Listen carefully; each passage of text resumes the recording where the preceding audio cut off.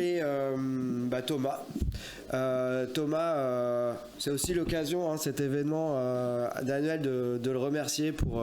Donc Thomas, c'est le permanent de l'Alliance Green IT pour ceux qui le connaîtraient pas encore, et qui fait un très très gros boulot, et on peut même dire c'est 2 hommes en un, vu que là depuis 6 mois notre deuxième permanente a choisi de nouvelles aventures, et donc Thomas a assumé une charge pleine pour 2. Donc encore merci Thomas, bravo pour tout le boulot.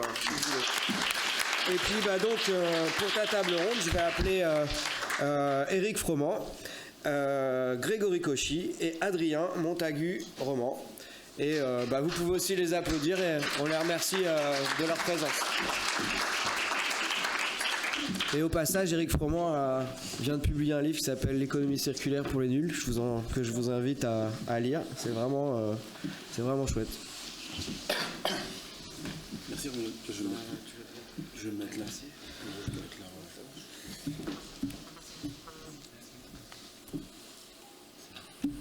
Merci à tous.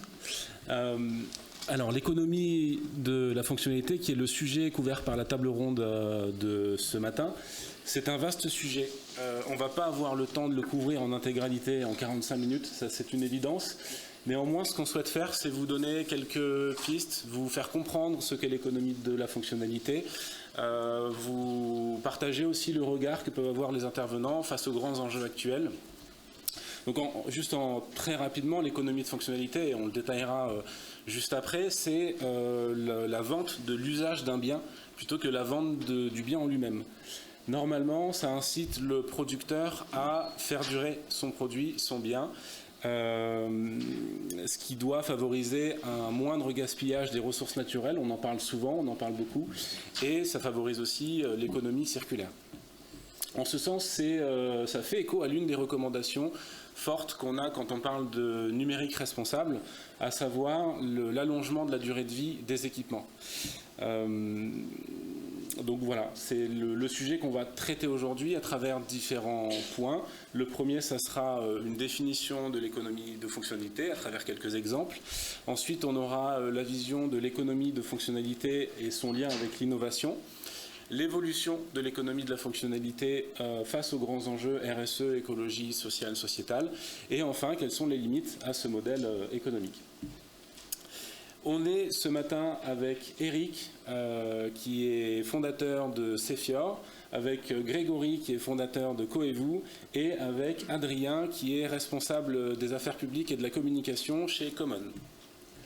Alors, première question que j'aimerais vous poser, messieurs, c'est déjà, qu'est-ce que l'économie de la fonctionnalité? Et si on peut l'illustrer par quelques exemples.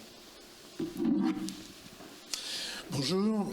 Eh bien, l'économie de fonctionnalité, c'est, comme Thomas l'a dit, la vente de l'usage du bien plutôt que la vente du bien. Et effectivement, si on fait ça, on rentre dans un allongement de la durée de vie, et c'est comme ça qu'on fait des économies considérables, qui varient bien entendu suivant les cas, mais qu'on fait quand même des économies considérables de ressources matérielles.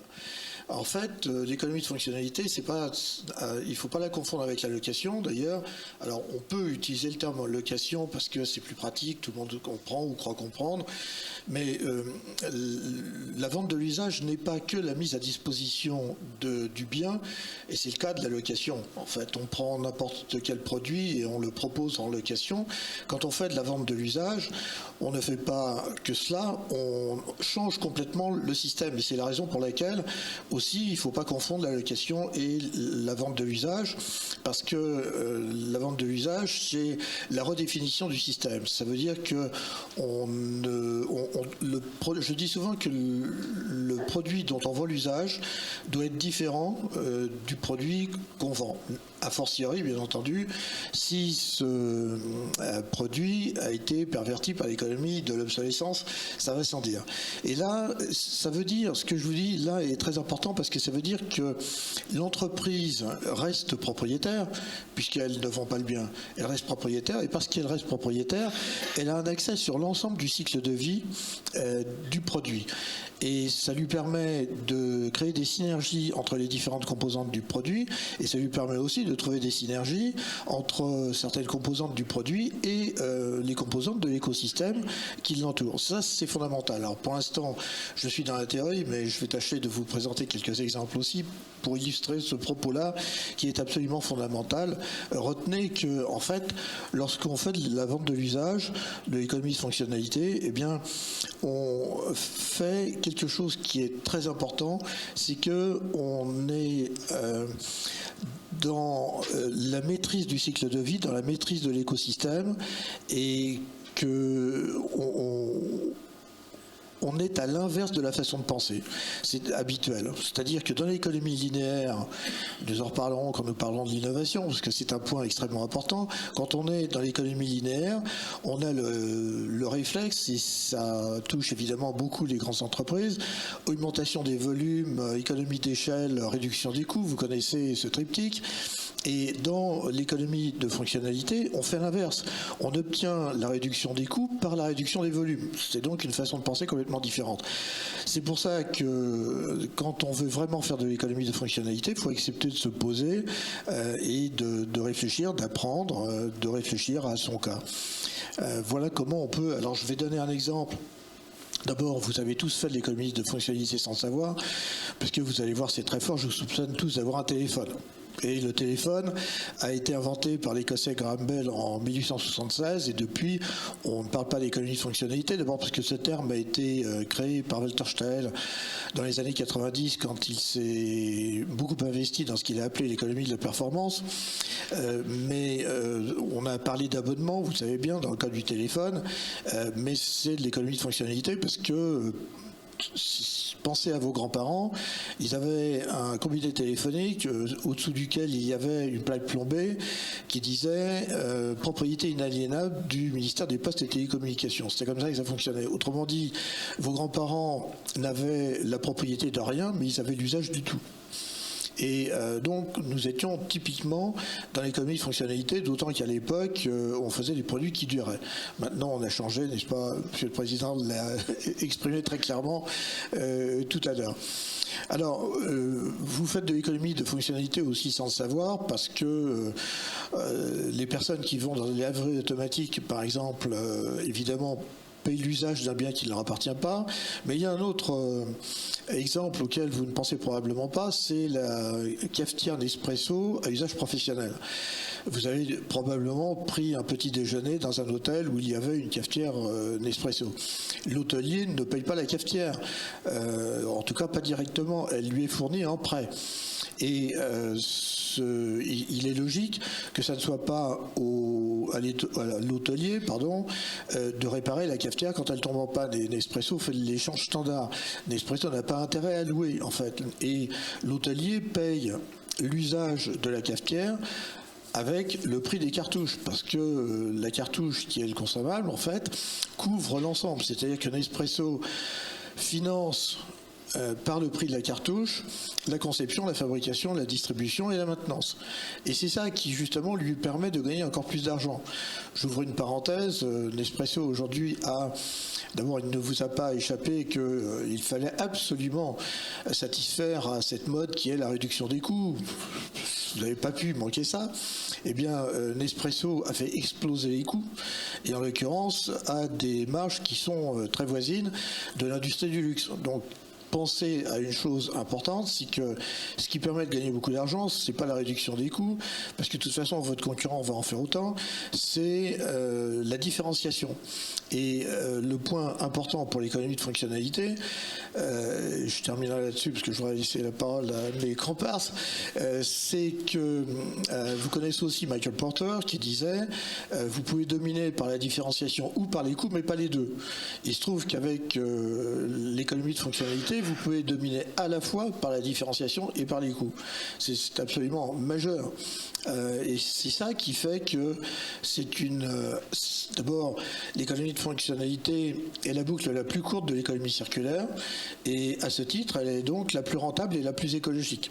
La plus rentable parce que on fait des économies considérables sur les ressources matérielles, et aussi parce qu'on crée des synergies entre les produits et les services, puisque l'objectif c'est de fournir à l'utilisateur tout ce dont il a besoin pour son usage, que ce soit des produits ou des services.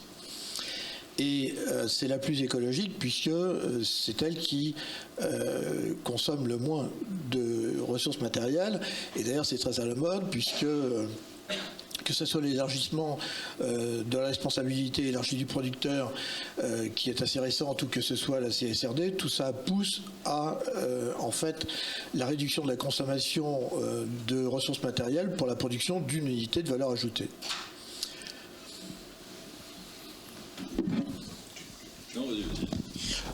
Du coup, il y a plein de points sur lesquels j'aurais pu rebondir. Donc, Adrien Montagu, donc, je suis un des cofondateurs de la coopérative Common. Nous, ce qu'on fait, c'est de l'hardware as a service en sélectionnant des appareils éco-conçus tels que le Fairphone, par exemple, qui est connu pour être très démontable, que je pense tout le monde connaît ici, et même certains en ont.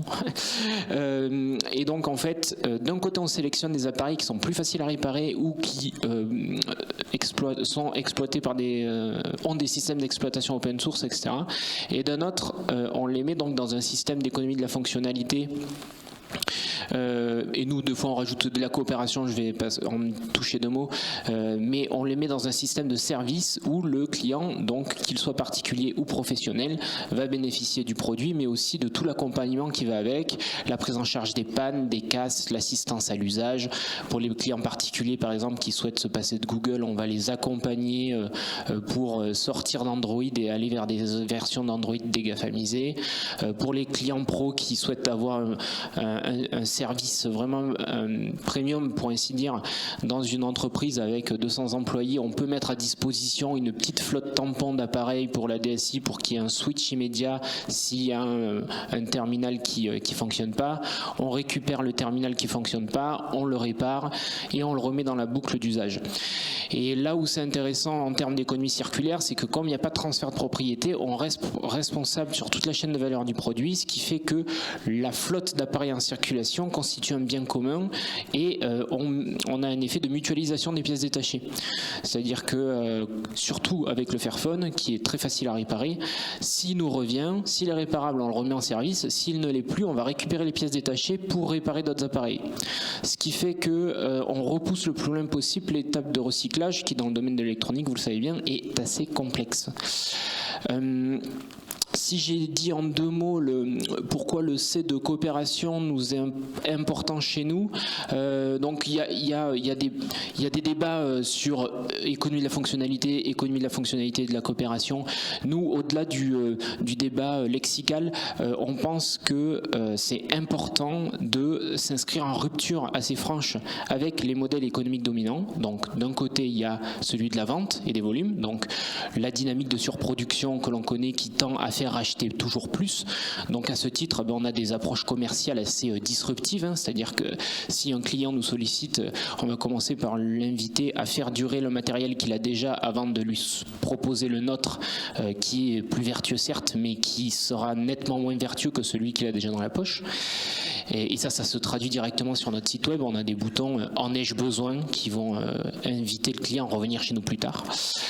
Et puis d'autre part, pour moi, de l'économie de la fonctionnalité est vertueuse si également elle s'inscrit dans une rupture avec cette vision de toujours faire plus d'argent pour rémunérer une minorité de personnes. Et quand je parle de ça, je parle bien sûr du capitalisme. Et donc à ce titre, on a choisi un statut de société coopérative d'intérêt collectif qui permet de limiter drastiquement la rémunération du capital et le pouvoir de l'argent, augmenter la transparence, c'est-à-dire que chez nous, nos clients et nos partenaires peuvent être sociétaires et avoir accès au rapport d'activité, au bilan comptable et questionner nos marges, parce que dans les modèles d'économie de la fonctionnalité, c'est un modèle qui est très captif. Donc Nespresso, effectivement, revient à vendre du luxe pour des machines à café, mais au final, si on avait un prix qui était juste, ça serait nettement moins cher. Donc si demain Apple vient à faire de l'économie de la fonctionnalité, parce qu'ils vont le développer, parce qu'ils voient bien que leur modèle de vente de produits qui coûte une blende de un SMIC, ça commence à s'étioler, parce que à un moment donné, les gens, quand ils vont choisir entre manger ou avoir un smartphone, peut-être qu'ils vont aller vers la nourriture, quoi. Et donc pour pallier à ce problème-là, ils vont aller vers un modèle de location où le client sera dépossédé du produit et où on va avoir encore un mécanisme pour quelque part lui ponctionner le plus d'argent possible possible.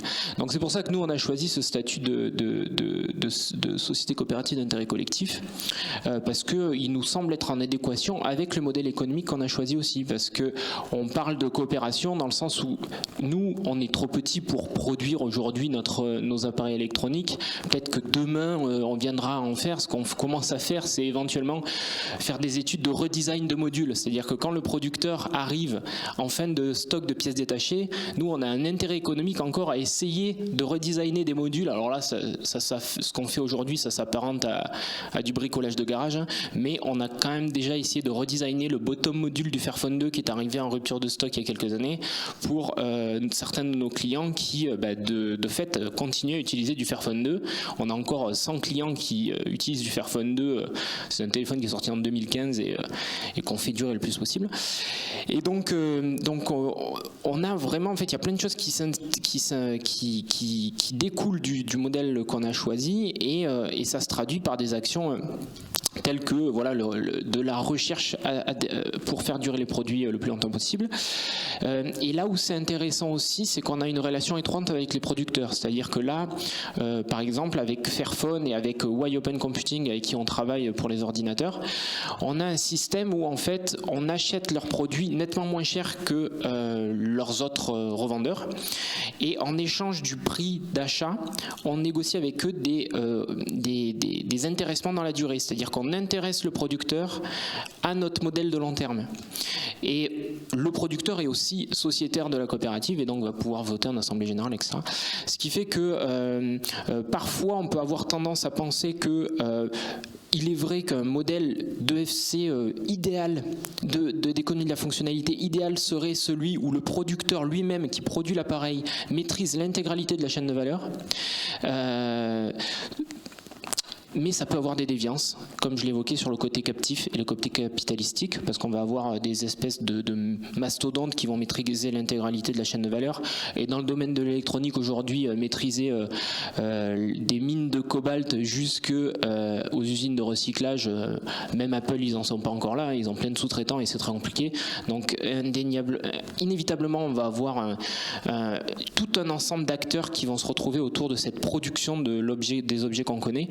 Et donc, nous, plutôt que d'essayer de tout internaliser, on essaye de nouer des liens les plus étroits possibles avec nos partenaires par l'intermédiaire du statut qu'on a choisi.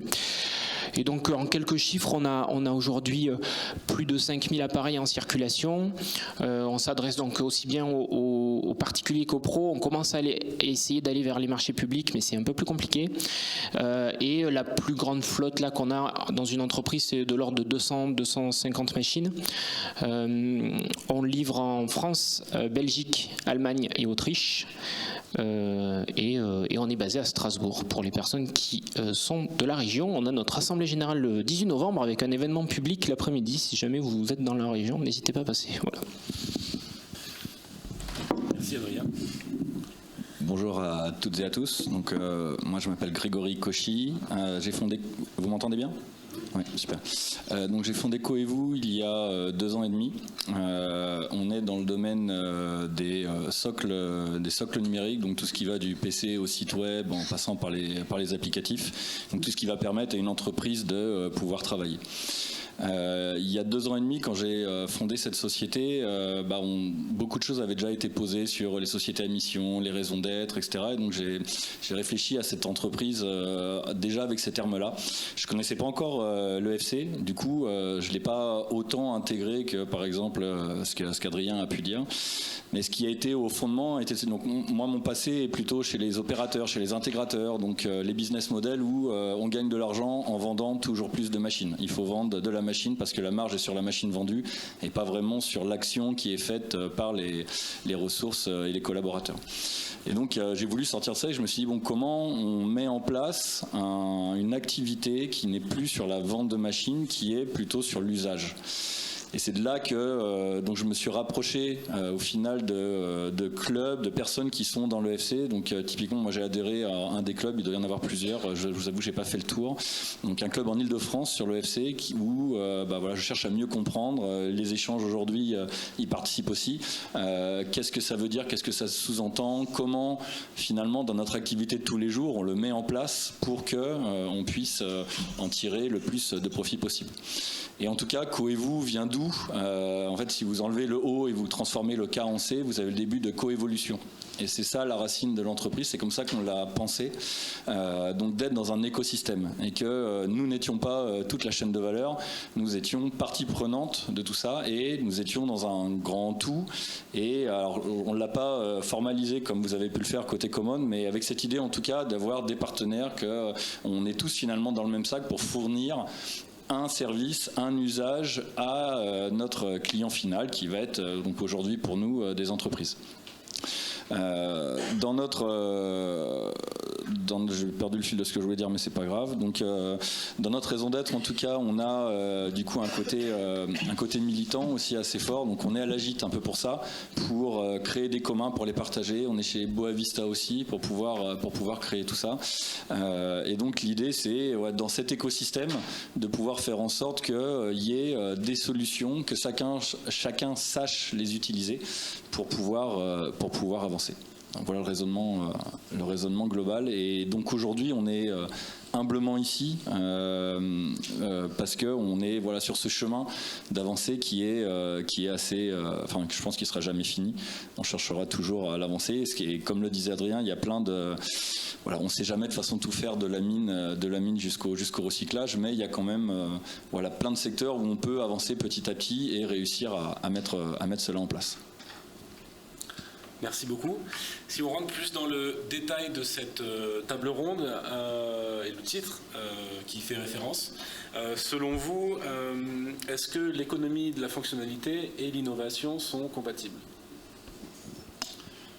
Et je continue parce que j'ai le micro. Alors, je considère que oui, parce qu'à partir du moment où on repense l'usage, on repense le service, pour moi c'est déjà une innovation. Le fait sans être trop polémique, on a beaucoup utilisé le mot ubérisation pour parler de changement. C'est considéré ou pas comme une bonne innovation, mais en tout cas, ça a changé les choses. Et je trouve que se poser la question d'un point de vue modèle économique dans une entreprise de qu'est-ce qu'on va faire, comment on va le faire, à qui on va le faire, et surtout qu'est-ce que ça va changer pour le client final, on est de base dans une innovation. Alors est-ce qu'elle est grande, est-ce qu'elle est petite, elle est incrémentale ou pas, je pense que c'est à chaque fois au cas par cas, mais je pense qu'à partir du moment où on se pose cette question et que du coup on offre autre chose, on est forcément dans l'innovation.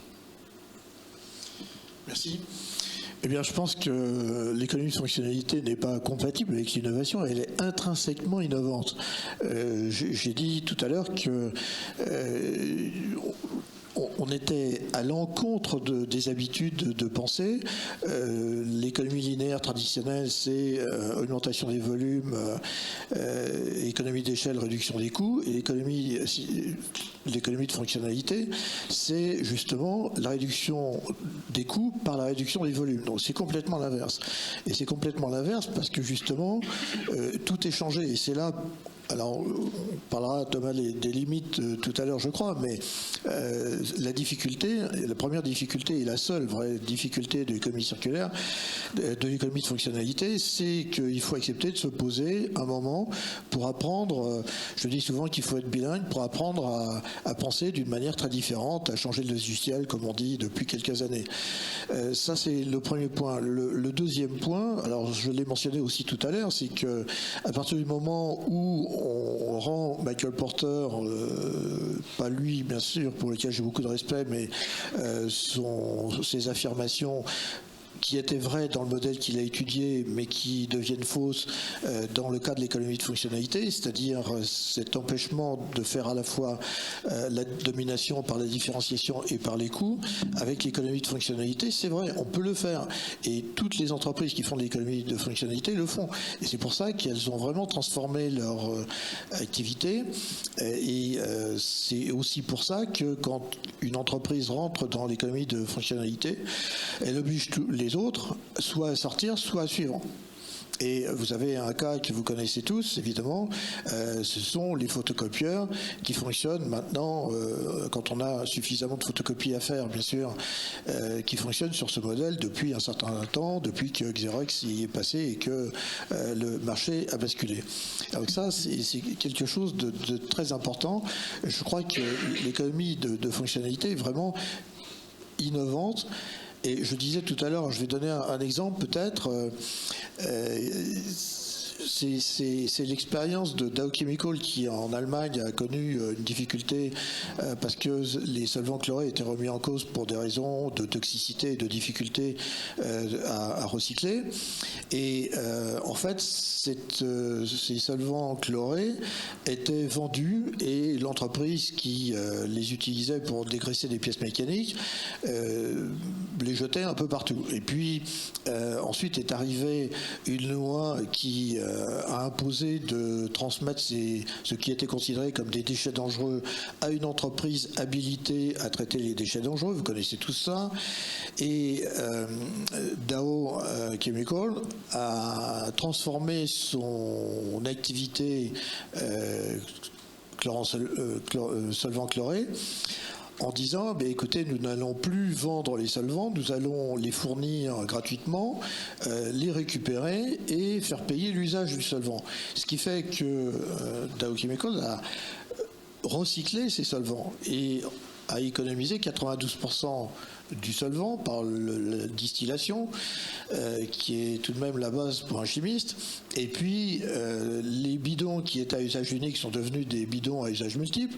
Ça fait encore des économies. Je ne vous raconterai pas tout, on n'a pas le temps. Mais, et puis surtout, ce que je voudrais vous dire là, pour rebondir sur ce qu'a dit Adrien, c'est que cette entreprise habilité à traiter les déchets dangereux a été désintermédiée.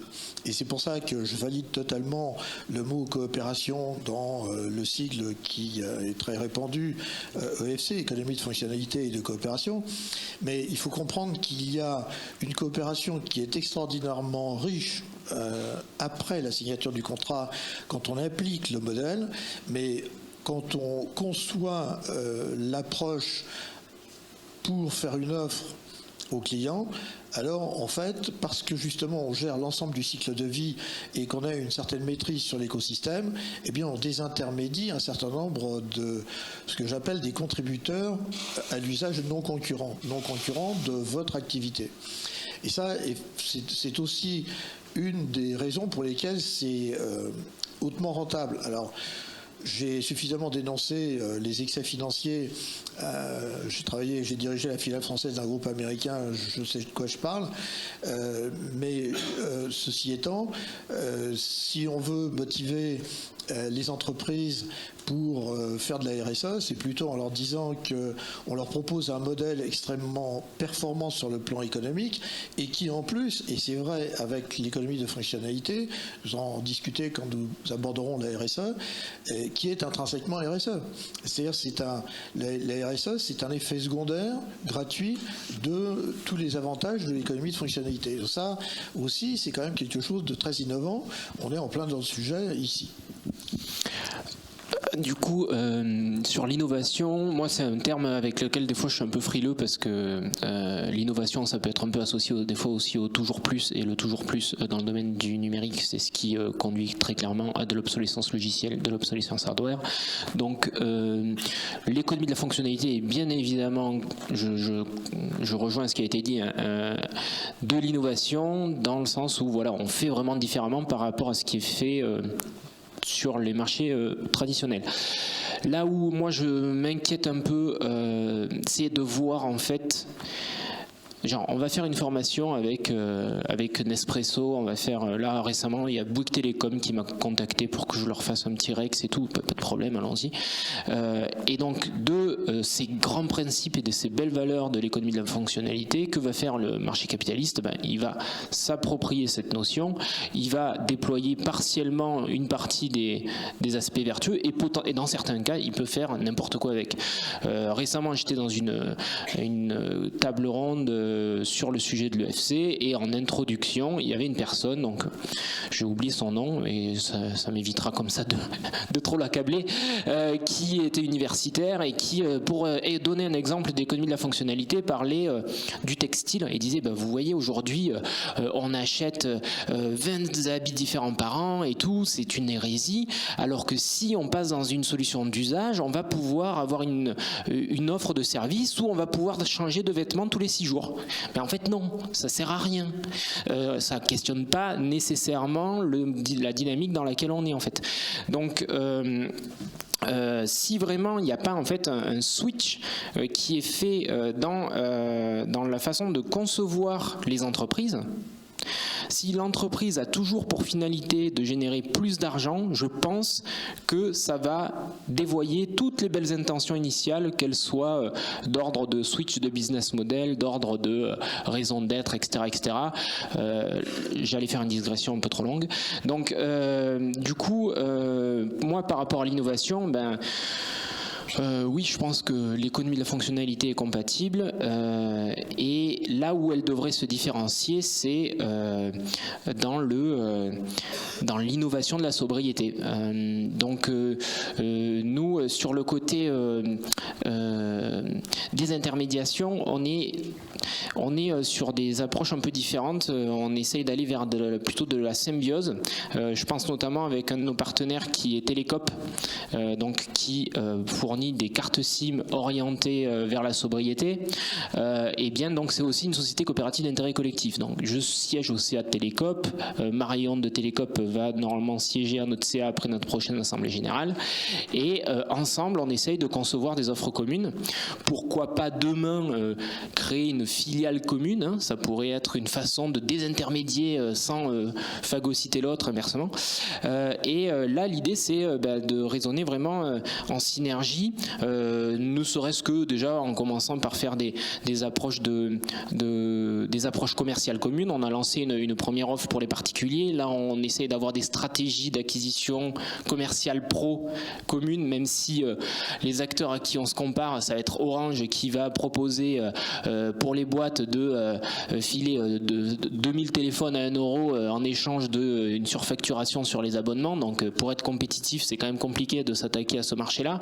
Mais pour les entreprises qui souhaitent vraiment aller vers des solutions cohérentes et résolument radicales, nos offres se différencient de manière assez significative. Donc c'est voilà, donc pour moi c'est l'innovation pour la sobriété, et dans ce cas-là effectivement l'économie de la fonctionnalité peut être un bon outil, mais j'ai peur qu'elle soit dévoyée trop souvent. Je peux faire un commentaire, Thomas. Ça fera peut-être d'ailleurs une transition avec le point suivant, parce que je crois que l'homme a une capacité infinie à tout pervertir. C'est malheureux, mais c'est ainsi. Donc il faut lui mettre des garde-fous. Et les garde-fous, c'est la RSE dont on a parlé, dont on va parler, c'est la responsabilité élargie du producteur qui commence quand même petit à petit à devenir de plus en plus contraignante. Et c'est la CSRD, dont on parlera aussi, qui va accroître le côté contraignant. En fait, tout ce qu'on peut voir dans les réglementations, et je crois qu'il faut se persuader qu'il y a derrière tous les arguments qui sont donnés une information absolument majeure, c'est qu'il faut être objectif. Nous n'avons plus les moyens d'aller chercher les matières premières dont nous avons besoin. Donc, on nous apprend à être sobre, c'est pour sauver la planète, mais la réalité, c'est ça. C'est qu'en fait, on n'a plus les moyens de faire autrement. Et donc, il faut que nous nous tournions vers des modèles qui soient extrêmement parcimonieux. Et en fait, ce qui compte, c'est le ratio valeur ajoutée sur consommation de ressources matérielles. Et en fait, quand on regarde petit à petit, j'anticipe un peu sur le point suivant, mais toutes les réglementations et notamment la structuration avec les ESRS de la CSRD, c'est fondamentalement donnez-nous les chiffres de l'exercice 2024, et puis quand nous regarderons l'exercice 2025, nous verrons bien si vous avez réduit votre consommation de ressources matérielles pour effectivement la même valeur, la même quantité de valeur ajoutée. En fait, le ratio fondamental qui doit guider les dirigeants d'entreprise aujourd'hui, c'est comment est-ce que je peux faire augmenter ce ratio valeur ajoutée sur consommation de ressources matérielles. Merci messieurs. Et effectivement, ça introduit bien la prochaine question. Alors il nous reste une petite dizaine de minutes pour cette table ronde. On va essayer d'être rapide. La prochaine question, du coup, c'est quel changement est-ce que ce modèle de l'économie de fonctionnalité va subir? Comment est-ce qu'il va évoluer, avec notamment la prise de conscience des enjeux environnementaux, sociétaux, sociaux et la montée en puissance de la RSE? Je vais enchaîner du coup sur ce que vous disiez, CSRD et matières premières. Alors, qu'est-ce que ça va impliquer derrière?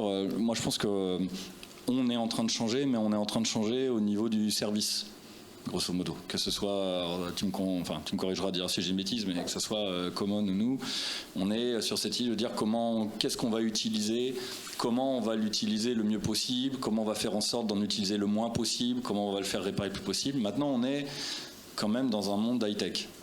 Et comme tu le disais, il y a besoin de beaucoup de ressources premières. Et aujourd'hui, la consommation, elle est principalement produite par la fabrication de tous ces équipements. Donc, pour moi, ça va commencer vraiment à changer, point de vue personnel, quand on aura réussi à attirer les fabricants dans ce modèle-là.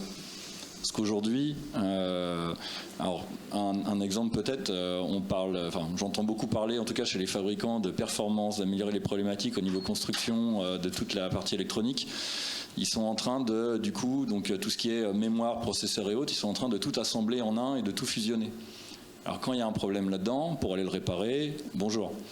On aimerait plutôt que ça soit l'inverse. Maintenant, comment on fait pour les incentiver, pousser, aller réfléchir à faire ça? Je pense que c'est un pas qu'on a à réussir à faire. Alors, tu en parlais, je crois, un petit peu tout à l'heure quand tu disais comment, sur la partie des modules, j'ai plus l'exemple exactement en tête, mais les pousser. Je pense que c'est là qu'on arrivera à faire quelque chose. En tout cas, de plus significatif. On le fait à notre échelle, mais moi, de notre point de vue, de notre utilisation, on est plus sur la réutilisation. On travaille avec des partenaires qui recyclent, qui réparent, mais on fait un peu du pis-aller parce que la manière dont la hardware est conçue est quand même fondamentalement très peu réparable. Fairphone en fait une partie, mais même là, quand on est dans les processeurs, à un moment donné, le processeur a un problème. Jusqu'où on pourra aller, c'est une question. En tout cas, je vais essayer de faire court, je vais m'arrêter du coup là sur ce point-là. Et sur la CSRD, j'aurais un point qui est de dire, je trouve que la démarche va dans le bon sens, on veut afficher plus de choses, mais du coup, comme pour les évaluations environnementales, comme pour les bilans carbone, comme pour tout ce sur quoi on a travaillé à l'AGIT et sur quoi, je parlais de Boavista tout à l'heure, sur quoi on travaille aussi, c'est quelles données on a et quelle méthodologie on utilise. Parce que mettre un chiffre, ok, on va mettre un chiffre, mais comment il était calculé, sur quel périmètre il a pris, et du coup, qu'est-ce qu'on va vraiment réussir à mettre en avant et à voir dans le bilan global de la CSRD, ça va être ça pour moi l'enjeu fondamental qui va faire que on arrivera ou pas, enfin on arrivera plus ou moins à initier un changement. Merci. Alors, peut-être un début de réponse à la question que tu as posée. Comment motiver les entreprises pour qu'elles ne fassent pas ce que tu dénonçais? Je crois que dans le comportement qu'une entreprise doit avoir pour réduire sa consommation d'énergie et de matières premières, il faut forcément passer par l'allongement de la durée de vie des produits et donc par la recyclabilité. Donc si on s'y prend comme ça, on fait de l'obsolescence artificielle. Donc de fil en aiguille, à fur et à mesure que les réglementations vont évoluer, ça sera de moins en moins possible. C'est ce que je crois en tout cas. Alors pour revenir sur le lien entre l'économie de fonctionnalité et la RSE, puisque la RSE n'est plus une option, mais devient la base de l'ESG et donc de la CSRD. Vous avez compris que l'économie de fonctionnalité était particulièrement rentable. Sur le plan, elle base sa rentabilité, son augmentation de rentabilité sur d'abord la réduction de la consommation d'énergie et de matières premières. Donc de ce point de vue-là, évidemment, on baisse l'empreinte écologique et par voie de conséquence, on baisse aussi la pollution qui est en partie proportionnelle à cette empreinte écologique. Et puis sur le plan social, au lieu d'utiliser des esclaves du bout du monde, parce que comme quand on abaisse la durée de vie d'un produit, ça veut dire qu'on se condamne à fabriquer plusieurs produits pour un temps d'utilisation donné.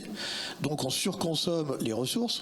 Et comme on surconsomme les ressources, il faut compenser par autre chose. Et cette autre chose, comme on dit dans les grandes écoles, n'est-ce pas, par lesquelles je suis passé, il faut jouer sur les grandes masses. Mais les grandes masses, c'est forcément la masse salariale. Donc là, c'est quelque chose de très pervers, puisqu'en fait, l'abaissement de la durée de vie d'un produit suppose l'écrasement des salaires.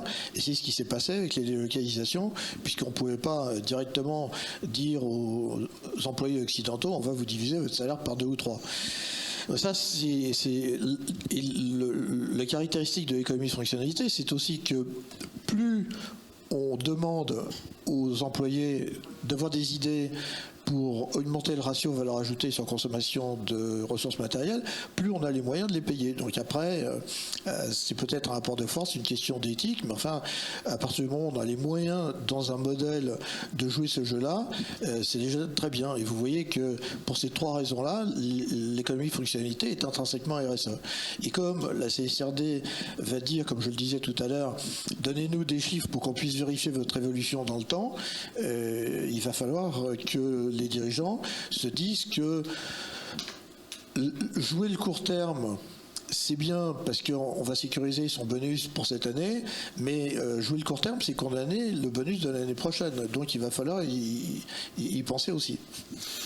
Alors j'ai pas suffisamment étudié la CSRD pour savoir à quel point il y allait avoir des contrôles et à quel point il y allait avoir des sanctions. Je te donne une information. Le Haut Commissariat, le Haut Conseil des experts comptables a dit qu'il était prêt à faire des audits. Alors après, les gens les font ou les font pas. Enfin, oui. Ils peuvent pas dire que... Il y aura peut-être des audits, effectivement. Est-ce qu'il y aura des sanctions directes sur les dividendes distribués suite à des mauvais résultats? J'en doute un peu. Mais parce que moi je suis un peu défaitiste, mais je continue à y aller. Mais là, par exemple, on a bossé depuis 2018 sur la conception de l'indice de réparabilité en France. On a obtenu un certain nombre de victoires, comme par exemple la reconnaissance du prix des pièces détachées pour la réparation. En parallèle, l'Europe a développé son indice de réparabilité. Nous, on est petit, c'est un tiers de mon temps de travail. J'ai pas le temps aussi de faire du lobby au niveau de l'Europe. Donc, au niveau de l'Europe, dans l'indice de réparabilité, le prix des pièces détachées n'a pas été retenu. Je suis pas seul. Il y a plein d'autres acteurs qui plaident pour les mêmes propositions qu'on porte. Mais donc, déjà, on a un sabotage au niveau de l'Europe de mesures qui étaient plus ou moins intéressantes en France. Là, on travaille sur l'indice de durabilité. On bosse dur et tout machin pendant 3 ans. On arrive à faire reconnaître la plus-value des logiciels libres ou des OS alternatifs pour la durabilité dans l'indice futur français. La prise en compte de la modularité pour l'évolution des appareils, pour éviter de changer de modèle mais juste de changer un composant. Ou encore la prise en compte de la garantie 5 ans gratuite.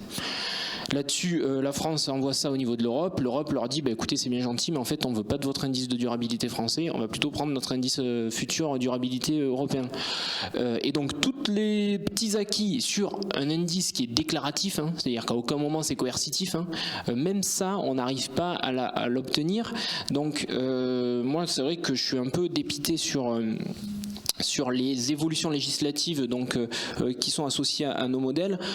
Si j'avais beaucoup plus d'argent, j'embaucherais plein de lobbyistes pour aller faire des actions au niveau de l'Europe aussi.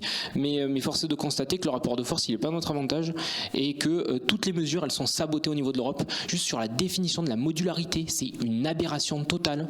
La modularité de la batterie a été définie au niveau européen en mode claqué au sol. C'est-à-dire qu'une batterie peut être qualifiée d'amovible si on la retire en 60 étapes et 18 heures. Voilà, je caricature.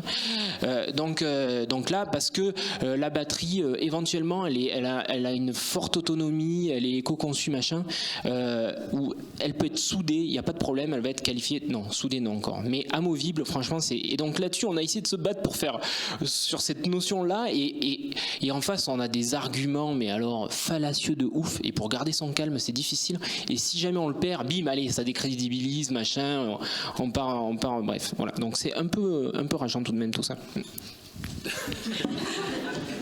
Voilà, merci beaucoup.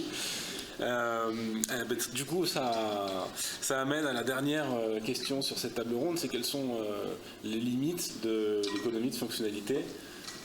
Oui, mais alors pourquoi est-ce que tu poses la question quelles sont les limites alors que tu ne m'as pas posé la question, que tu ne nous as pas posé la question quels sont les avantages? Mais je te taquine, je te taquine. Je dirais qu'il y a deux catégories de limites. Il y a les limites subjectives, il y a les limites objectives. Les limites subjectives, c'est par exemple de considérer pour les très grandes entreprises que ça fait perdre l'avantage du volume. La puissance des grands groupes est liée à leur volume. Et l'économie de fonctionnalité est parfaitement accessible à une PME, à une ETI. Donc ça, c'est... Ensuite, ça suppose... On dit que l'économie de fonctionnalité est une innovation de rupture organisationnelle. Ça veut dire qu'on change beaucoup de choses. D'ailleurs, je vous parlais de Dow Chemical, l'unité qui traitait les solvants chlorés a changé de nom parce qu'on l'a filialisée, on l'a mise dans un coin, parce que les gens qui font de l'économie de fonctionnalité ne pensent pas comme les autres. Et donc, c'est un exemple qui montre qu'on ne pense pas comme les autres, on ne travaille pas comme les autres, et donc c'est une remise en cause complète. Donc il faut prendre le temps, sauf quand on est, ce qui est souvent le cas, moi on m'appelle souvent parce qu'il y a le feu.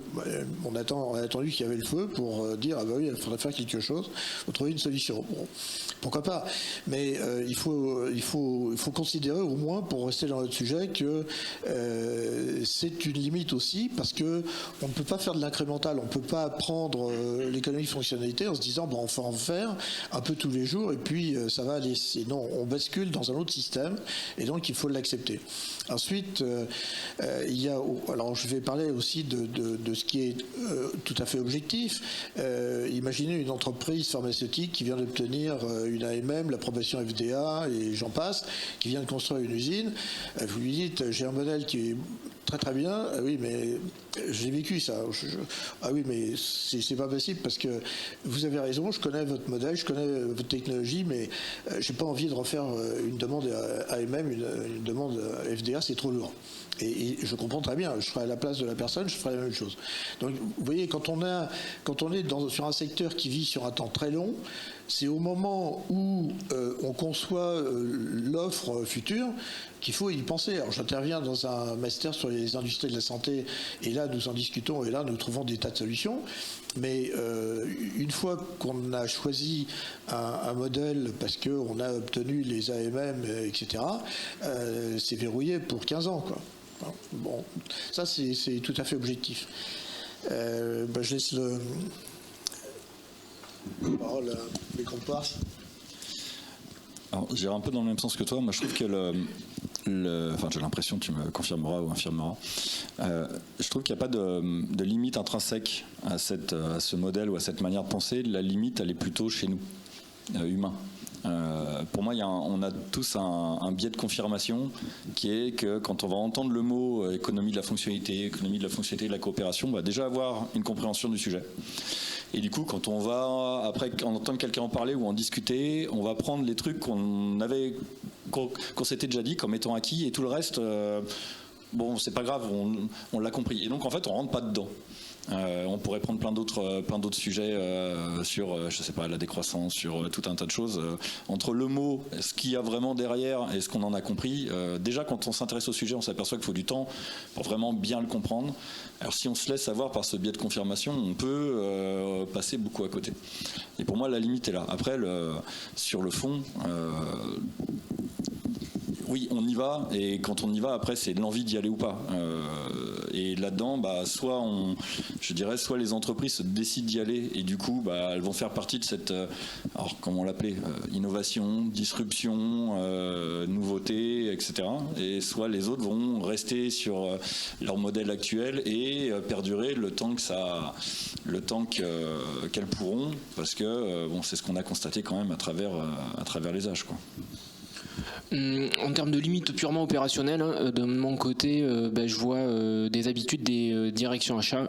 Si elles ont l'habitude d'investir et pas de favoriser les frais de fonctionnement, de fait, on va avoir du mal à dialoguer avec eux. Et c'est encore plus valable dans le cas des marchés publics où il y a un remboursement de la TVA sur les frais d'investissement et pas sur les frais de fonctionnement, et où en plus on incite les collectivités à réduire au maximum leurs frais de fonctionnement. Donc c'est vraiment difficile de dialoguer avec eux, mais on est en train d'essayer d'imaginer une offre spécifique pour les marchés publics où on vend les produits avec obligation de rachat et on y adosse du service. Enfin bon, bref, on torne le bras à notre modèle pour pouvoir essayer de se rentrer dans les bonnes cases. Et puis notre limite, c'est c'est les durées d'amortissement comptable aussi qui jouent en notre défaveur. Et puis plutôt pour les particuliers, il y a quand même la dépossession de l'objet, c'est quand même quelque chose qui est. Enfin, le smartphone aujourd'hui, c'est le doudou de beaucoup de personnes, et donc imaginer qu'on n'en soit pas propriétaire, c'est un peu gênant. Même sur ce modèle-là, c'est compliqué. Et sur les particuliers, la notion de la compréhension de ce qu'implique une offre telle que la nôtre, c'est très difficile parce que les gens vont comparer immédiatement le coût d'acquisition du produit au coût du service dans la durée. Et ils vont voir que ils payent plus que s'ils avaient acheté parce qu'ils n'intègrent pas le coût du service en fait et tout la plus-value servicielle. Et pourtant nous on est sur des offres où en fait nos prix ils diminuent de 60% dans le temps pour inciter les personnes à garder le même modèle. Donc on a tout un tas de mécanismes pour faire décroître le prix dans le temps, mais malgré ça le coût global est plus cher que si la personne l'avait simplement acheté. Sauf que comme elle n'a pas tendance à anticiper les coûts cachés de son acquisition, elle va pas bien comparer l'offre qu'on propose. Voilà. Alors, ce que tu dis est parfaitement vrai, mais l'économie de fonctionnalité, la vente de usage, c'est aussi une protection contre l'obsolescence artificielle. Parce que le jour où, justement, comme ça a été dit, une entreprise quelconque décide de rendre obsolète une génération, qu'est-ce qu'on fait ? On est bon pour racheter. Alors que si on a choisi la vente de usage, le renouvellement se fait automatiquement, on paye le même prix. Oui, alors ça va. Nous, on garantit toujours d'avoir un appareil fonctionnel entre les mains. Par contre, si jamais on arrive à la limite de ce qu'on est capable de maintenir, c'est-à-dire que, admettons, les personnes là qui ont Fairphone 2, on va leur proposer toujours de leur renouveler par d'autres Fairphone 2 fonctionnels. Si à un moment donné on n'a plus de Fairphone 2 fonctionnels en stock et qu'ils veulent quand même continuer sur ce produit, on va leur proposer de passer sur un Fairphone 3 reconditionné peut-être. Mais si par contre un client nous dit j'ai un Fairphone 4 et je veux passer au Fairphone 5, on lui dit c'est bien, mais tu vas perdre l'avantage financier que tu avais sur ta première année, tu vas avoir une rehausse des prix parce que ça fait pas de sens, ton Fairphone 4 il fonctionne. Donc il faut faire attention aussi sur le côté on peut changer de modèle facilement. Mais pour le client, tout ce qu'on vient de dire, la majeure partie de la population n'a absolument pas intégré ça en fait. Elle voit juste son intérêt immédiat.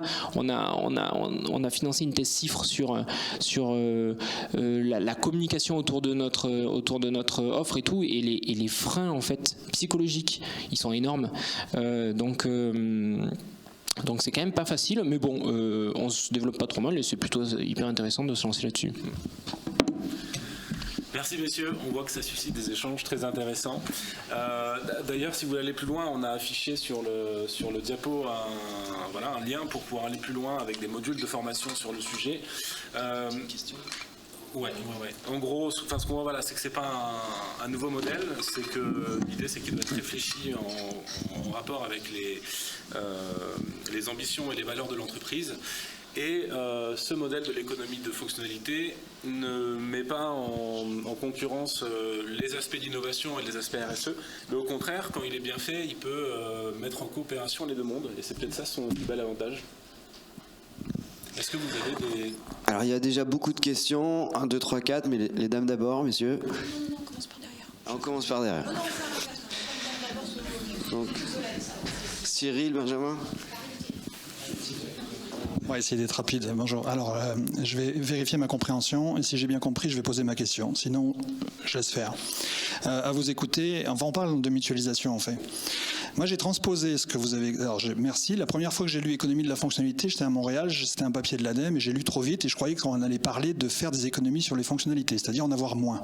Bon, je me suis trompé. Et en fait, on va pas le dire trop vite. Donc, si je reformule, pour moi, j'ai compris que c'était pour une organisation cliente. Je sais pas, il y a des gens qui travaillent dans les DSI ici ? Direction informatique, parfait. Vous allez me dire si je suis dans le champ ou pas. Recours à un service éco-conçu, externalisé, chez un fournisseur responsable. Ce service amenant des capacités nécessaires, juste nécessaires, pour un processus métier. Ça va ? Je suis dedans ?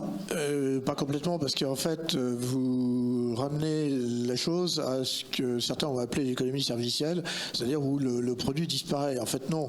L'économie de fonctionnalité, c'est l'ensemble produits et services nécessaires à l'usage, oui. Et donc on n'oublie pas le produit. Oui, mais c'est la définition en fait que je vous donne du service, c'est celle de la livraison des services 20 000 ou ITIL, par exemple. Donc c'est ça. C'est cet ensemble-là. Maintenant, si je retire les mots-clés, recours à un service externalisé chez un fournisseur, ce service fournissant beaucoup de capacités pour mon processus métier. On connaît ça dans les DSI. On connaît que ça, puisque 50% même des services sont externalisés aujourd'hui. Donc, si j'ai bien compris, parce que c'est une histoire de langage, la bonne nouvelle, c'est que les DSI vont pouvoir comprendre. Je ne veux pas imposer une définition, hein. Je veux dire que c'est une histoire de langage. Et en revanche, la clé pour trouver le fournisseur responsable, le service éco-conçu, avec toutes les capacités, enfin tous ses composants, eh bien c'est quoi? C'est un label, c'est une équipe d'achat responsable qui est aguerrie et qui sait repérer les bons acteurs. Comment on fait? Je ne peux pas répondre sur ces spécialités, je ne suis pas un expert du numérique, mais je voudrais dire qu'on peut aussi externaliser une activité en l'internalisant. C'est-à-dire que, je vous donne un exemple simple, dans les usines d'Airbus, il y a des outils coupants qui sont gérés par le personnel d'une entreprise qui fabrique ces outils coupants, mais c'est géré dans l'usine d'Airbus parce que en fait, ça paye, Airbus paye à l'unité de coupe. Mais c'est fait dans l'usine d'Airbus pour que ce soit évidemment facilement gérable avec les autres activités de l'usine.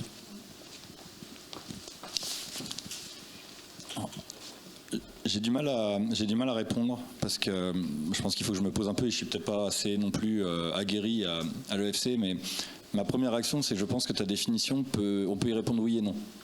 Telle qu'elle est formulée. On peut avoir ce type de service dans une logique EFC et le même, avec cette même définition, dans une logique qui n'est pas EFC. Alors, où est la nuance entre les deux? Aujourd'hui, je peux pas te répondre. La première piste qui me viendrait, c'est, pour moi, l'EFC, c'est le modèle économique, la manière de fonctionner à l'interne de l'entreprise. Et pas tant le service qu'elle fait. Elle peut le faire dans une logique de FC comme pas le faire. Alors, c'est pas 100% vrai parce qu'il y a des services qu'on aura du mal à caler dans le FC. Mais j'aurais tendance à partir par là. Il faut et je te rejoins en tout cas sur le côté, enfin, t'en parlais tout à l'heure sur la table ronde, le côté glossaire, le côté terminologie, c'est quelque chose de très important et on a encore, je pense qu'on a encore du travail à faire sur ce domaine-là. Il faut des départements achats hyper aguerris aujourd'hui parce qu'il faut creuser quoi. Il faut vraiment aller questionner les acteurs. Qu'est-ce qu'ils font? Est-ce qu'après un premier cycle de location, ils vendent leurs appareils sur le marché du reconditionné? S'ils font ça, ils se déchargent de la responsabilité de la fin de vie. Donc voilà, il y a des petites questions clés comme ça à poser. Dans le cadre de je ne sais plus quel projet de loi, c'était la loi Rennes, je crois, on avait fait une proposition d'amendement pour proposer une définition de l'EFC assujettie à le fait de pouvoir prouver qu'on avait une réduction drastique de la consommation de matières premières. Bon, même nous, aujourd'hui, on n'est pas encore capable de faire ça parce qu'on n'a pas assez d'ancienneté pour avoir fait des analyses en cycle de vie assez poussées pour justifier de la réduction de l'usage de matières premières en souscrivant notre service. Mais on avait proposé un truc hyper vénère, c'est pas passé. Donc ouais, il faut être hyper, il faut creuser quoi, parce qu'il y a à boire et à manger en fait. Voilà. D'abord, un grand merci à tous les trois. C'était passionnant et j'ai trouvé qu'il y avait une diversité de points de vue qui était ultra riche. Moi qui ne connaissais pas ces questions, j'ai trouvé ça génial de l'avoir abordé comme ça. Donc, je vous remercie déjà tous les trois. Et ma question est la suivante. Donc si je comprends bien, par exemple, un service SaaS peut être considéré comme finalement un peu de l'économie de la fonctionnalité. Je ne sais pas si je fais fausse route ou pas, mais en tout cas, je me dis que parce que je ne possède pas le service, le fournisseur de service s'occupe de toute la durée de vie et gère l'écosystème autour de ce logiciel potentiellement. Et je suis pas sûr que ce soit ultra vertueux sur certains aspects parce qu'effectivement, ça peut engendrer des renouvellements de matériel, ça peut engendrer plein de choses. En fait, mon point, c'est de dire comment. Donc, on a vu une diversité des mises en œuvre possibles, des trucs ultra vertueux et puis des trucs peut-être un peu moins vertueux d'un point de vue environnemental et social. Est-ce qu'il existe des garde-fous pour justement faire attention à ce que l'économie de la fonctionnalité soit, en tout cas ses principes environnementaux, sociaux, soient pas dévoyés? Est-ce qu'il en existe aujourd'hui? Est-ce qu'il devrait en exister? Où est-ce qu'il devrait se situer? Est-ce qu'il se situerait au niveau du législateur ou peut-être au niveau de la société publique? Ça devrait se situer au niveau du législateur, mais quand on voit l'ambition des politiques qu'on a en ce moment, clairement, c'est pas demain la veille qu'on va avoir des mesures coercitives pour encadrer les choses. Donc, on va dire que c'est peut-être à la société de s'emparer du sujet, mais aujourd'hui, il n'y a pas de garde-fou. C'est open bar, donc voilà.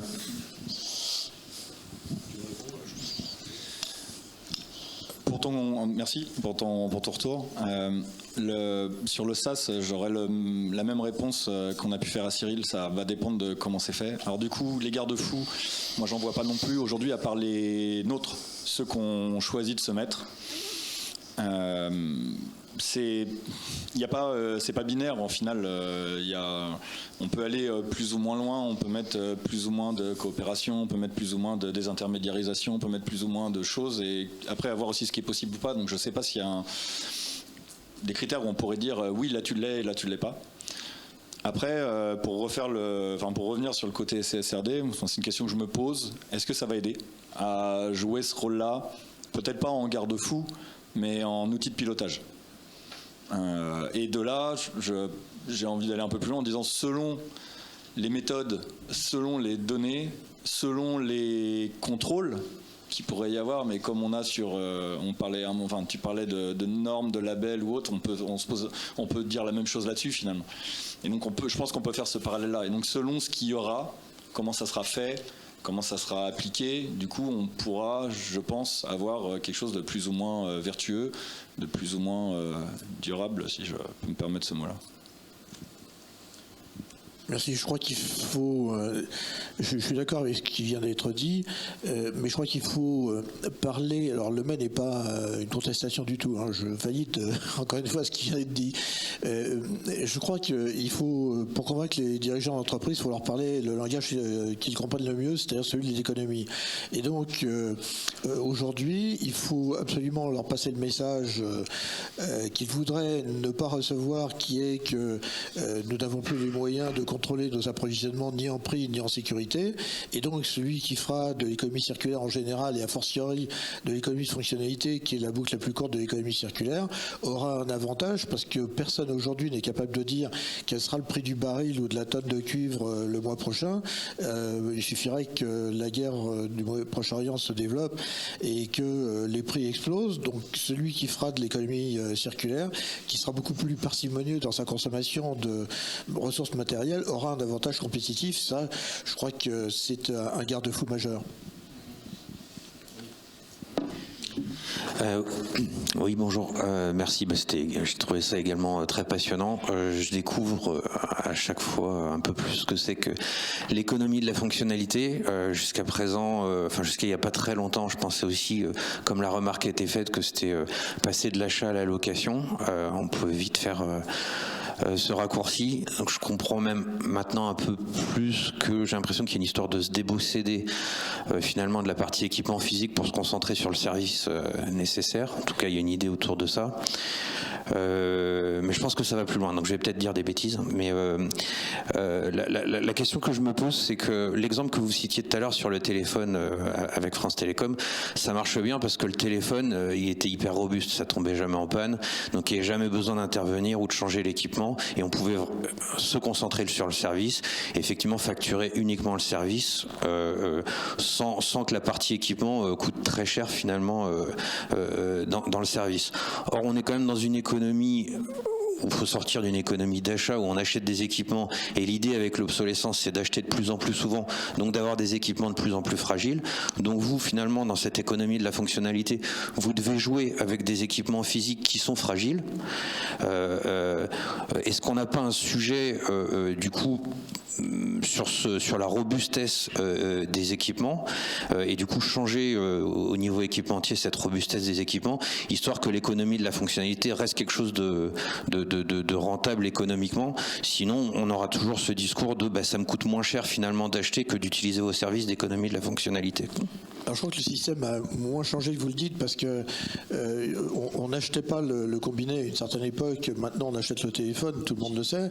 Mais l'essentiel aujourd'hui, c'est pas le terminal que nous avons en main. Ce sont les kilomètres de câbles Internet, ce sont les relais Wi-Fi, ce sont toutes les infrastructures qui permettent de téléphoner de n'importe où jusqu'à n'importe où dans le monde. C'est ça, il faut voir, c'est qu'en fait, nous achetons notre téléphone, c'est ce que nous voyons.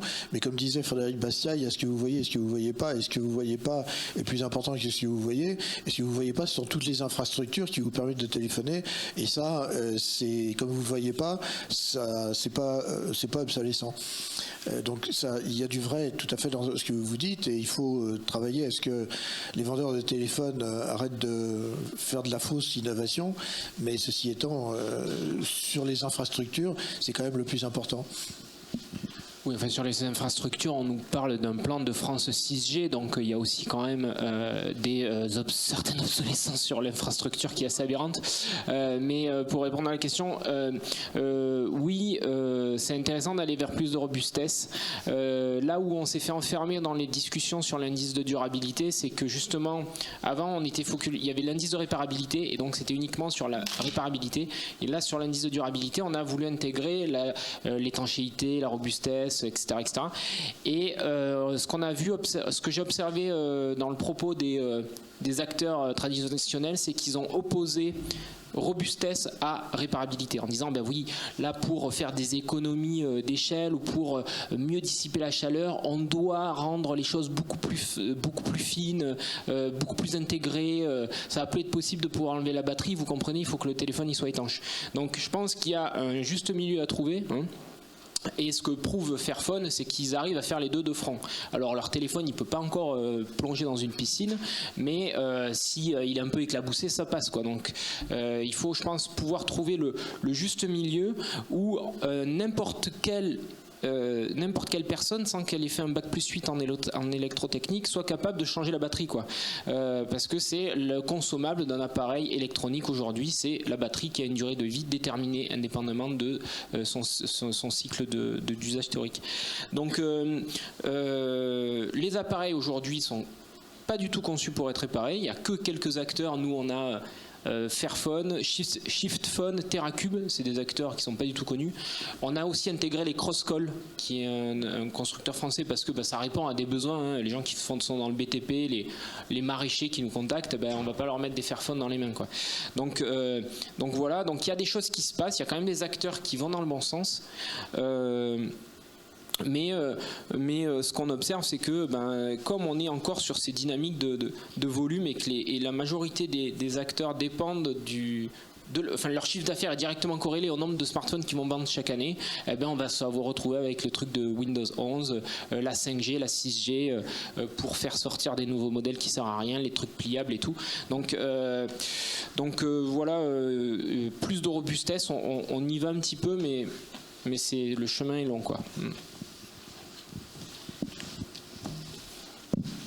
La réponse courte que j'ai envie de te faire, c'est là qu'est l'innovation.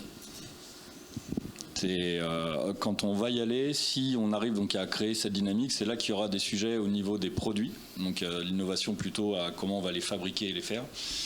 Et il y a aussi l'innovation après à penser autour de l'usage, qui est de dire est-ce que c'est téléphoner, est-ce que c'est communiquer, est-ce que c'est partager certains éléments, et du coup selon juste comment on pose la question, on commence à prendre des chemins différents. Après sur les infras et autres, j'ai pas forcément le même produit, parce que je trouve que alors moi je suis un ancien opérateur, donc je peux en parler là-dessus. Il y a eu des vrais changements. Quand on est passé 2G, 3G, 4G, ça a énormément changé, et j'imagine que c'est à cause de ça qu'ils ont décidé d'arrêter aujourd'hui, dans quelques années, les offres 2G, 3G qui là vont nous faire mettre à la poubelle plein de petits équipements qu'on pouvait avoir. À partir du moment où on est arrivé à la 4G, ça ne change plus rien, il n'y a que la radio qui va changer. Maintenant, il y a quand même des changements qui sont faits au niveau des téléphones, donc il y a quand même des choses à faire là-dedans. Mais si on arrivait à faire ce changement sans avoir à changer le hardware, juste à changer le software, il pourrait y avoir des choses. On n'y est pas encore, donc il y a quand même des sujets, mais ça peut aussi être un axe d'innovation. Enfin, du coup, moi je le résumerais comme ça, selon comment on va réussir. On peut... Et c'est dans ce sens-là que je disais que pour moi, l'EFC peut faire partie de l'innovation. On n'est pas obligé, sans reprendre des caricatures d'âge de pierre et autres, mais on peut faire plus de choses, on peut les faire mieux. Après, tout dépend des mieux. Chacun les voit, mais en tout cas, ça n'empêche pas. Il n'y a pas d'arrêt. On n'est pas obligé, et il n'y a pas forcément de retour arrière. Mais il y a d'autres manières de faire. Deux dernières questions avec des réponses très courtes.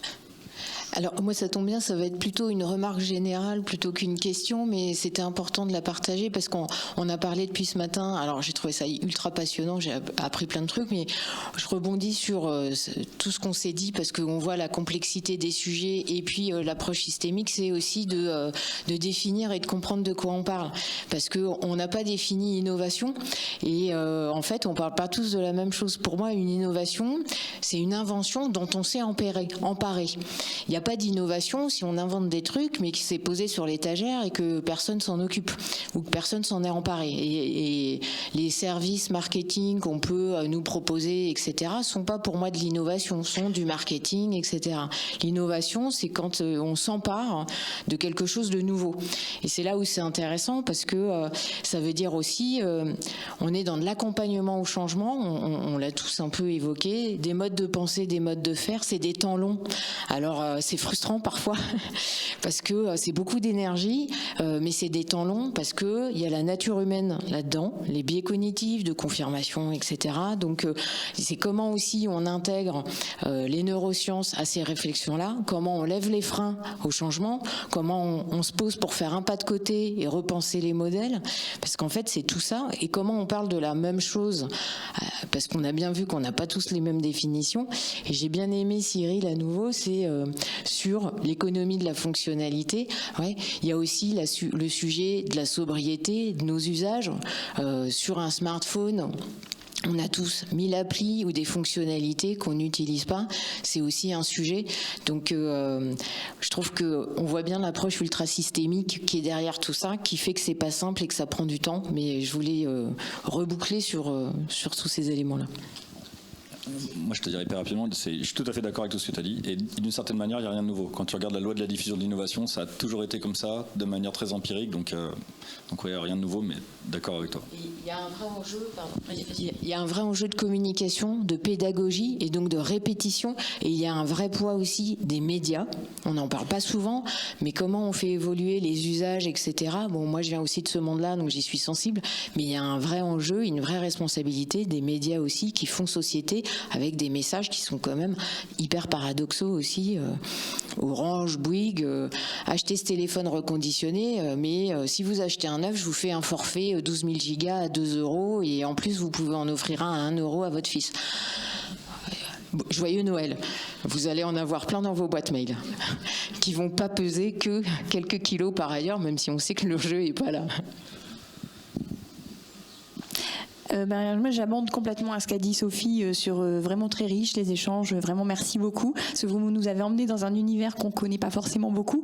Alors moi, il résonne pas mal parce qu'en fait, on travaille sur la partie produits sportifs, sur la partie justement économie de fonctionnalité et d'usage. Mais sur le digital, en fait, pour moi, il y a quand même un axe qu'on n'a pas évoqué ici et qui est important et qui n'est pas du tout la même chose que pour les produits sportifs. C'est la partie sécurité. Et aujourd'hui, moi je vois en Turquie, je vais vous donner un exemple très flagrant. En Turquie, on nous impose, quand les téléphones, les ordinateurs, enfin tout équipement qui contient de la mémoire de données, on nous impose à détruire le disque dur. Et aujourd'hui, il y a encore des réglementations dans le monde. On voit que la RGPD, en fait, n'est pas très claire non plus sur le sujet. Donc elle nous imposerait presque, pour des risques cyber, à détruire ce matériel. Donc en fait, ça, je pense que dans le digital, c'est vraiment une particularité de l'économie de la fonctionnalité qu'il faut prendre en compte, parce qu'on n'aura pas du tout le même modèle, et du coup, on ne pourra pas, comme disait Sophie, faire du temps court sur des équipements pour des raisons sociales, parce qu'en fait, la partie RGPD, c'est clairement du social. Et le point, du coup, c'est comment on aborde ce lien entre la partie sociale et la partie environnementale, et comment on essaie de les mettre en alliance plutôt que de les mettre en confrontation, ce qui est un peu la dualité aujourd'hui dans le monde du digital. Alors, je ne suis pas sûr que ma réponse va te plaire, j'aurais dit l'innovation encore, comme on a dit juste avant, mais en tout cas, ça fait partie de tous ces sujets de réflexion, et oui, on est dans des environnements contraints. Il y a la contrainte des fournisseurs, on en a parlé, il y a la contrainte de ça, il n'y a pas qu'en Turquie, hein. Moi en France, le nombre d'ordinateurs que je vois partir en disant tous ces disques-là, ils vont à la perceuse. Il y a clairement des règles à changer, donc on revient lobbying, communication, etc. Est-ce que c'est à nous de le faire tout petit ? On doit, je dirais plutôt non, parce qu'on doit déjà charger d'essayer de montrer l'innovation et d'essayer de la faire prendre. Et je dirais, alors je sais pas si c'est une réponse à ce que tu disais Sophie, mais à un moment donné, quand il y a un momentum, quand il y a suffisamment de monde, de gens concernés, on arrive à passer le sujet au niveau supérieur. Voilà, après j'ai pas la réponse, mais c'est clairement nos contraintes, et à nous de trouver les solutions ensemble. En fait, il faut reprendre un pas de recul et sortir de la miniaturisation des composants électroniques, parce que si vraiment on veut répondre aux deux enjeux, il faut à la limite, si on sacrifie une barrette de RAM, un disque dur SSD, ou si dans un smartphone on sacrifie un slot SSD de mémoire où il faut perforer le truc, si on garde à côté le processeur dans un smartphone, entre 60 et 70% de l'empreinte carbone, c'est le processeur de l'appareil. Donc si on arrive à maintenir cette pièce maîtresse en usage en changeant les composants autour, on a un truc qui devient plus vertueux. Donc si vraiment on est contraint d'envoyer un coup de perceuse sur un disque dur, mais qu'on garde tout le reste, c'est déjà mieux que de tout bazarder à la benne. Donc le problème, c'est que là, la miniaturisation qu'on connaît aujourd'hui, ça rend tout à fait impossible ce genre d'approche. Donc c'est là encore, tout à l'heure tu parlais, il faut peut-être pas aller dans des schémas on revient à l'âge de pierre, mais moi en fait je suis tenté de m'emparer d'un propos d'Amish, comme dirait notre président, et de sortir de la miniaturisation, de revenir à des terminaux beaucoup plus moins mobile peut-être, mais qui soit beaucoup plus modulaire, parce que là par exemple sur le changement des infrastructures, si les smartphones avaient des modems modulaires, on aurait pu changer les modems et non pas les smartphones quand il y avait des nouveaux réseaux qui sortent, quoi. Même si la nécessité de faire sortir ces nouveaux réseaux, c'est notre débat. Voilà. En fait, juste, il faut faire du et pas du ou. C'est sortir du 0-1 aussi un peu binaire, hein. C'est pas blanc ou noir, c'est pas revenir à l'âge de pierre ou faire ça. En fait, c'est un peu les deux, être un peu sur tous les fronts, rétrograder, et puis quand on doit avancer, voilà, plus différemment, quoi. Alors moi je voudrais mettre un gros plus 1 à ce que tu as dit. Je ne sais pas si je dirais arrêter la miniaturisation, parce qu'on est quand même dans la high-tech, ce sera toujours tout petit, mais modulariser, clairement. Merci pour ces échanges très intéressants. Un grand merci. Donc comme on l'a vu, on aime bien échanger entre nous, donc c'est le moment de la pause. On va pouvoir échanger, prolonger la discussion avec nos intervenants. Encore un grand merci messieurs pour votre présence et la richesse des échanges et des restitutions. Donc on se retrouve d'ici combien de temps, Thomas? On peut se dire 10 minutes, entre 5 et 10 minutes. Ah ouais, on voulait une grosse pause. On voulait une grosse pause? Ah, un quart d'heure. Alors on voulait une grosse pause, mais on va la voir après, une fois qu'on aura fini la dernière conférence. On vous invite à prendre un verre et à ce moment-là, on pourra échanger plus longuement pour ceux qui veulent. Bon, on dit un quart d'heure. Un quart d'heure? Un quart d'heure.